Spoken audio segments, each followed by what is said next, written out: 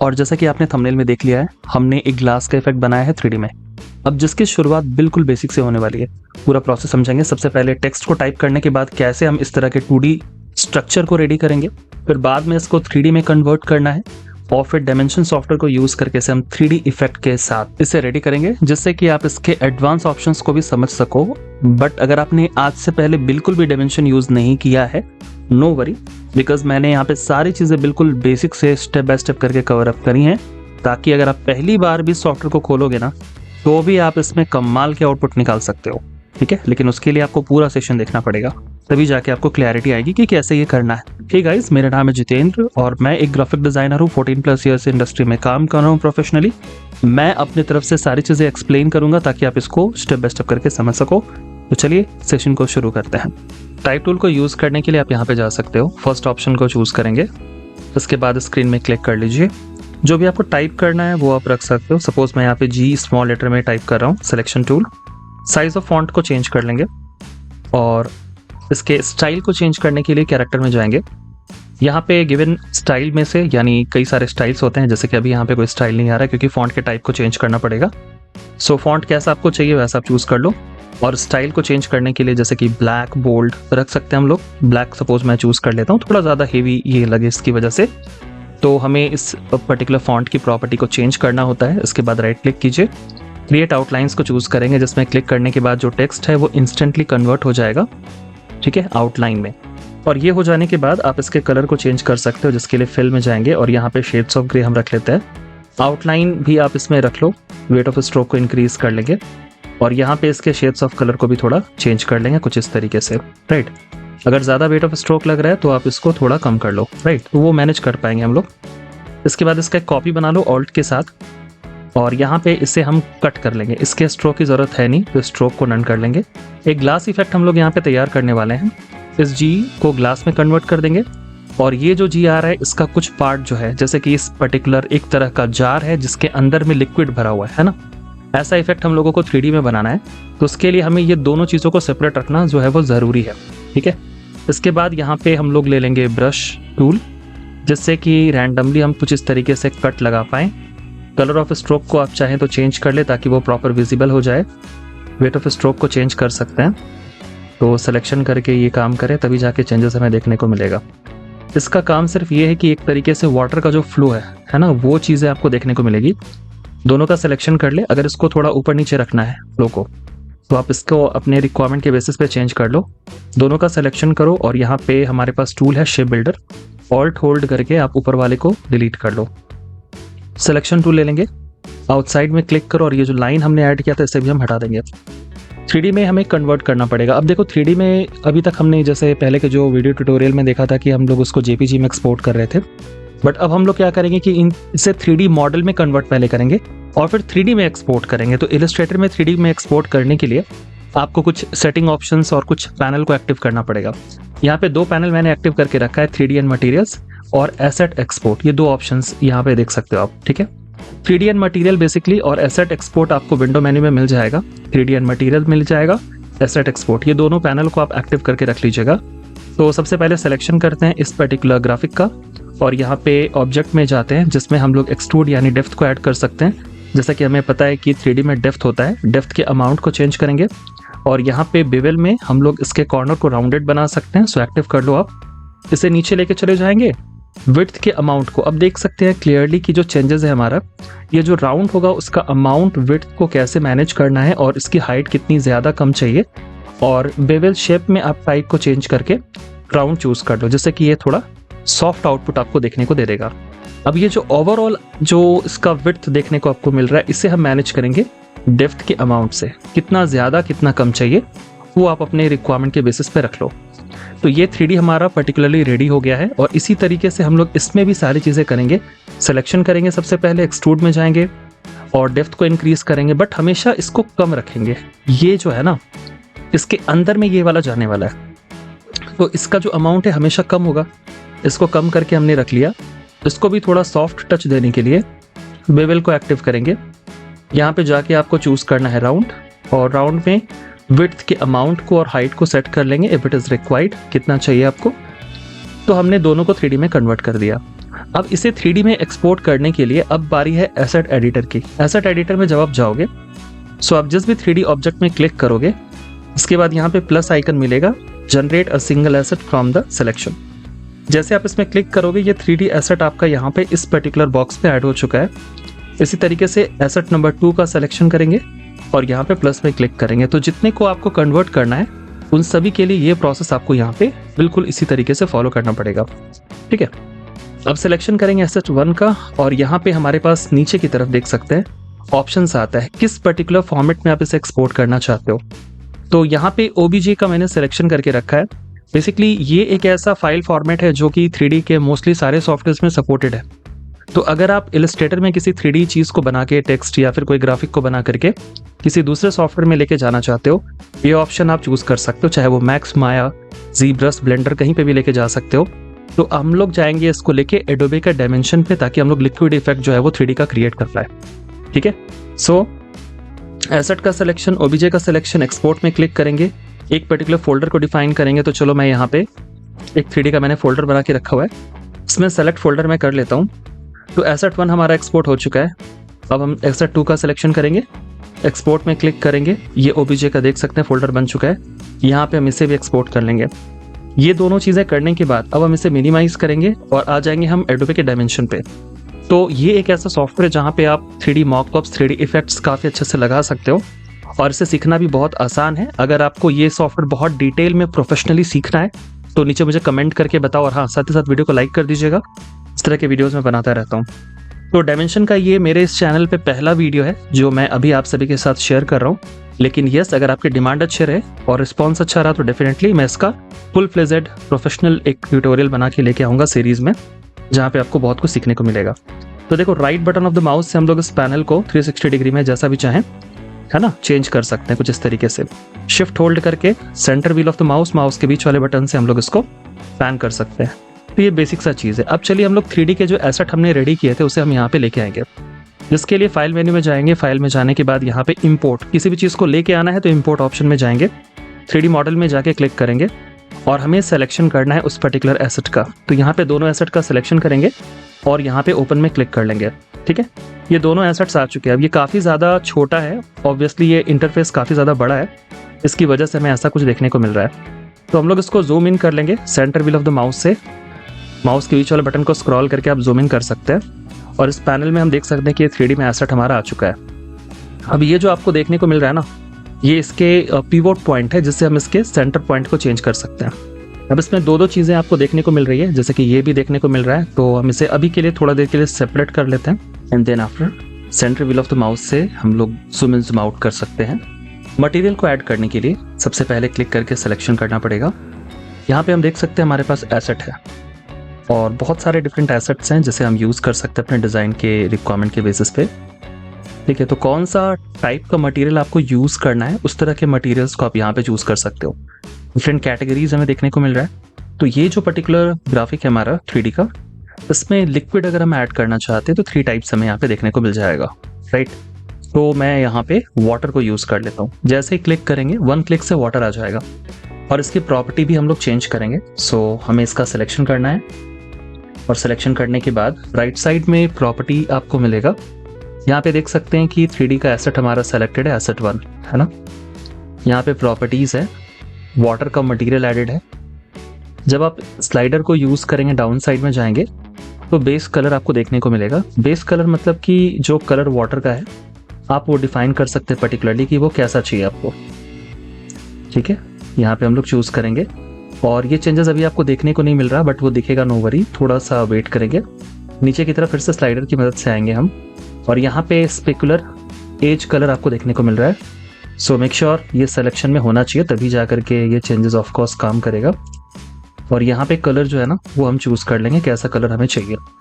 बहुत सारे colour effects हैं, जब रेंडर हम करेंगे तो जाके हमें आउटपुट जो है वो देखने को मिलेगा। यहाँ पे छोटा सा कलर का इफेक्ट आप देख सकते हो, है ना।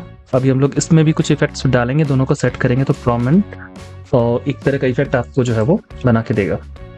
नीचे की तरफ जाएंगे, अगर मेटालिक के अमाउंट को चेंज करना है तो आप इसको चेंज कर सकते हैं, जिससे ग्लॉसीनेस आएगा। चेंजेस आप देख सकते हो यहाँ पे क्लियरली विजिबल है।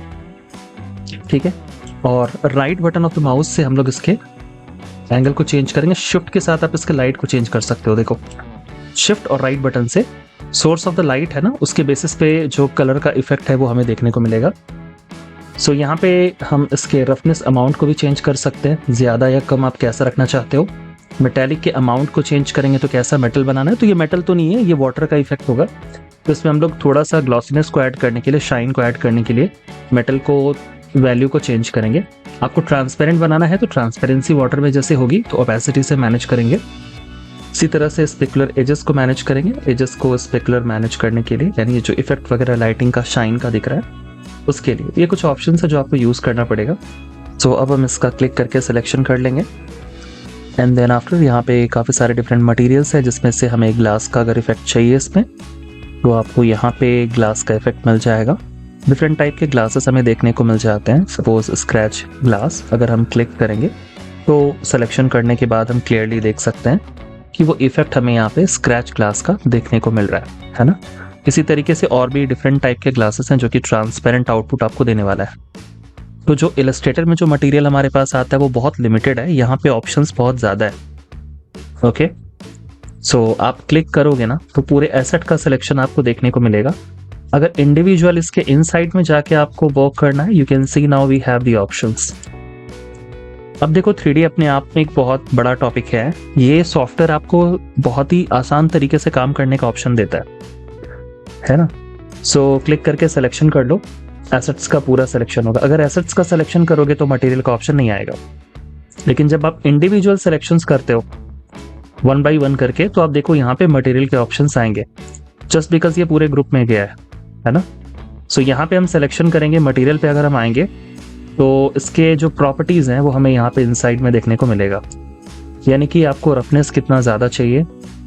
आप देख सकते हो कि चेंजेस हमें इंस्टेंटली देखने को मिल रहा है। इससे बेनिफिट ये है ना सेपरेट रखने से कि आप पर्टिकुलर किसी एक एरिया में ज़्यादा या कम करके मैनेज कर पाओगे। स्क्रैच अगर स्क्रैचेस आपको ज़्यादा चाहिए तो आप इसको बड़ा कर लो। इसी तरीके से जो दूसरे पार्ट है वहाँ पे भी मटेरियल में जाके 1 by 1 करके we can do the changes, right, if it is required. So again you can go over here, you can see we have the options. जो भी चेंज हमने किया है वो इफेक्ट पूरे सीन को यहाँ पे कहीं ना कहीं करेगा।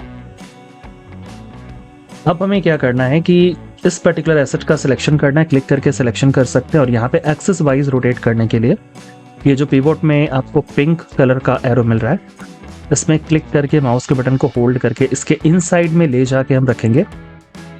इसे हम रोटेट भी करेंगे और देखेंगे उसकी पोजीशनिंग कैसी है, वो परफेक्टली सेट है कि नहीं, या फिर कुछ और चेंजेस करने की ज़रूरत है। If it is required we can do that as well.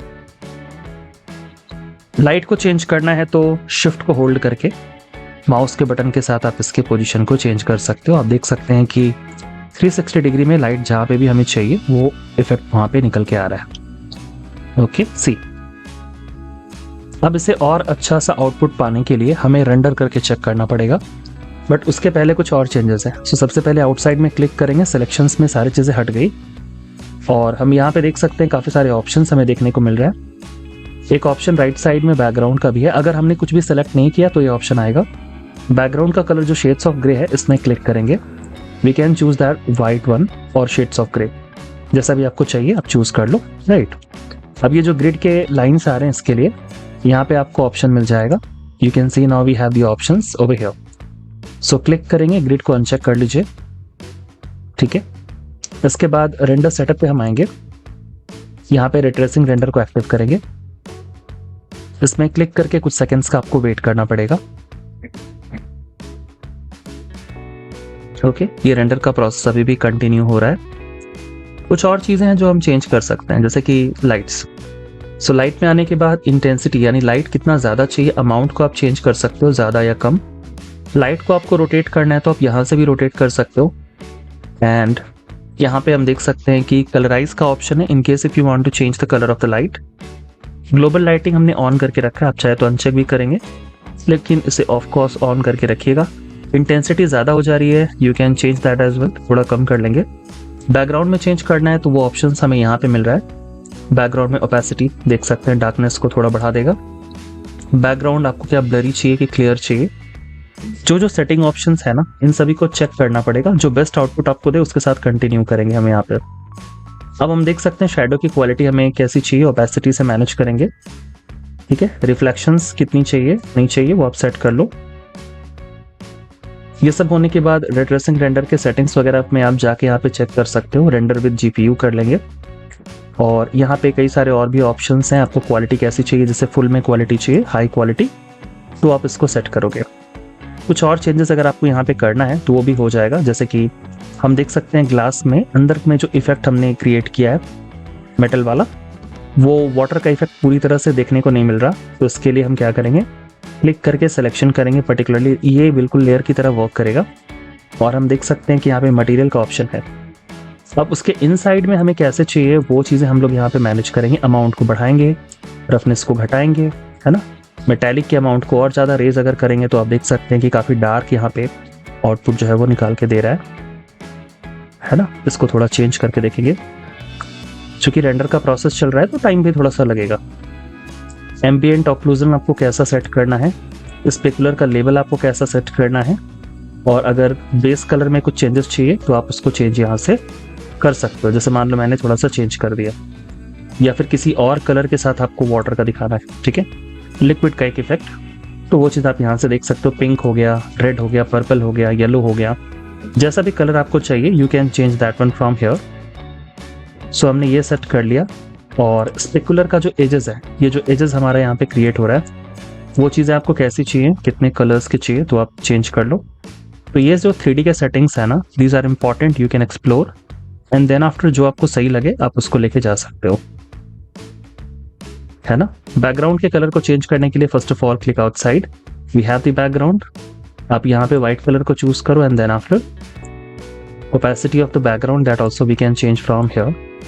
सो हम देख सकते हैं क्लियरली कि जैसा हमने ऑप्शंस चूज किया उसके बेसिस पे आपको मिल रहा है। कुछ और ग्लास के इफेक्ट को ट्राई करने के लिए एसेट्स में फिर से क्लिक करेंगे और आप देख सकते हैं कि सारी चीज़ें सिलेक्शन में आ गई हैं। अगर हमने ग्लास को चेंज किया तो उसी ग्लास के बेसिस पे यहाँ पे इफेक्ट भी थोड़ा चेंज हो जाएगा, राइट। सी, तो कैसे आपको इफेक्ट चाहिए, you can click that one, okay, यहाँ पे चूज करेंगे। जो भी हमने चूज किया है उसी के बेसिस पे हमें यहाँ पे एक आउटपुट देखने को मिल जाएगा। एंड यहाँ पे भी जाके हम सिलेक्शंस करके सारे प्रॉपर्टी में चेंजेस कर सकते हैं। ट्रांसपेरेंट ग्लास चाहिए आप यहाँ से भी चूज कर लो, ठीक है। स्क्रैच ग्लास चाहिए आप यहाँ से भी चूज कर लो, ग्लास में स्क्रैचेस मिल जाएंगे। एंड अमाउंट वगैरह को, स्क्रैच की जो चौड़ाई है बिट, उसको भी हम लोग यहाँ से बढ़ा सकते हैं। स्क्रैच का अमाउंट भी बढ़ा देंगे अगर चाहिए तो। और जब हम लोग जूम इन करेंगे तो हमें इफेक्ट देखने को मिलेगा। सो हम लोग देख सकते हैं कि रेंडर का प्रोसेस पहले से थोड़ा ज़्यादा इम्प्रूव हो चुका है, राइट। थोड़ा सा टाइम हमें इस पर देना पड़ेगा रेंडर को कंप्लीट करने के लिए। एंगल को अगर आपको चेंज करना है तो आप चेंज यहाँ पे कर लो, कैसे एंगल पे आपको चाहिए चीज़ें। सेट करने के बाद यहाँ पे हमारे पास कैमरा को सेट करने का ऑप्शन आता है, ऐड कैमरा। सो जब आप इसमें क्लिक करोगे, ओके, तो आप देख सकते हो प्रॉपर एक फ्रेम हमारा विजिबल हो गया, जो आपको हेल्प करेगा चीज़ें बढ़िया से समझने में कि कौन सा पार्ट आपका आउटपुट होगा। इसी तरीके से जो भी आपको और टेक्स्ट को टाइप करना है, कुछ और ग्राफिक्स क्रिएट करना है, सेम प्रोसेस हम लोग फॉलो करेंगे।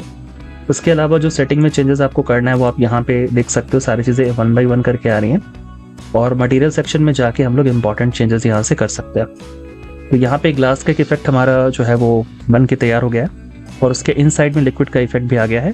पैरामीटर्स को आप अपने रिक्वायरमेंट के बेसिस पे चेंज कर सकते हैं। तो इस तरह से इस वीडियो में हमने काफ़ी इंपॉर्टेंट चीज़ें डिस्कस की। अगर आपको मेरे लाइव इंटरेक्टिव सेशन को ज्वाइन करना है, 1-to-1 इंटरेक्ट करना है मेरे साथ, और अगर प्रोफेशनली खुद को ट्रेंड करना है इंडस्ट्री के रिक्वायरमेंट के बेसिस पे, तो डिस्क्रिप्शन में मैंने अपना नंबर जो है वो शेयर कर दिया है, व्हाट्सअप करके मेरे से कनेक्ट कर सकते हैं। और ये वीडियो आपको अच्छा लगा तो प्लीज़ लाइक करें, शेयर करें। पहली बार चैनल पे हैं तो सब्सक्राइब कर लीजिएगा इस तरह के वीडियोस को पाने के लिए। प्लेलिस्ट पे आपको और भी इस तरह के वीडियो ट्यूटोरियल मिल जाएंगे। कुछ सजेशंस हो, कुछ चीज़ें क्वेरी हो तो आप नीचे कमेंट करके मुझसे पूछ सकते हैं। इंस्टाग्राम पे मुझे फॉलो कर लीजिए और वहाँ पे मैंने टेलीग्राम चैनल का लिंक भी शेयर कर दिया है, एक बार देख लीजिएगा। So that's all for this session guys.